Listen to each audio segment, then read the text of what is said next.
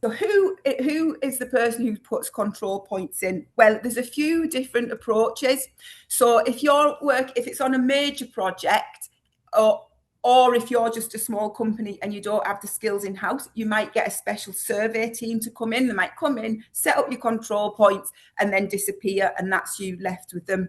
Some of the bigger companies on the major projects, they might have a whole survey specialist team within the company, so they'll come to the site and do that. But very commonly, and this is why I'm wanting to share this information today, it's the site engineer's job to do it. So that is, again, the person who is responsible for doing the final setting out is also there. You know, you might arrive at a brand new site, there's no control points, and as the site engineer, it's your job to basically to put all of the control points in from scratch that everybody else is going to use, all the other engineers, all the subcontractors, everybody.